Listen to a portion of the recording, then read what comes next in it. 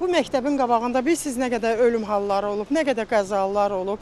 Hər gün xaotik vəziyyət hökm sürən yolda ciddi təhlükə var. Söhbət Binəqədinin mərkəzi kimi tanınan ərazidən gedir. Binəqədi rayonu ərazisində hərəkətin intensiv olduğu bu yolda tez-tez qəzalar baş verir. Piyadaların vurulması, avtomobillərin toqquşması vətəndaşları narahat edir. Onlar bu yolda işıqfor, təhlükəsizlik adacıqları və piyada zolağının olmasını istəyirlər.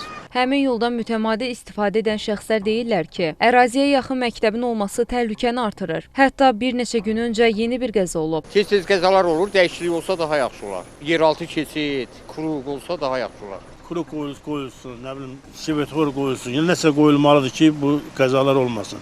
O günlər orada oldu. Hər gün demək olur burada. Maşının sıxlığından olur da, maşın axşam çağlar vaxtı çox olur.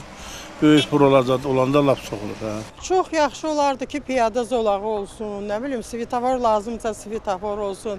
Mən burada böyüyəm, burada doğulan adamam. Hər gün təhlükə ola bilər, əlbəttə olmağı məsləhət. Sıxlıqdır hər yanı, yəni biraz dəyişiklik olsa daha da yaxşı olar. Piyada zolaqları hal-hazırda demək olar ki, görünməyib. Yəni onlar düzəlməlidir. Məsələ ilə bağlı Yerüstü Nəqliyyat Agentliyindən bildirildi ki, sözü gedən ərazidə nəqliyyat şəraitinin obyektiv qiymətləndirilməsi məqsədi ilə müşahidələr və pik saatlarda nəqliyyat intensivliyinin ölçülməsi aparılır. Təhlillər nəticəsində yol hərəkəti təşkilinin vəziyyəti, münaqişəli nöqtələr və piyadaların hərəkət şəraiti qiymətləndirilir. Monitorinqin nəticələrinə uyğun olaraq təklif layihəsi hazırlanaraq razılaşdırılması üçün aidiyyatı qurumlara göndəriləcək. Fidan Əsədli, Vüsal Hüseynov, Xəzər xəbər.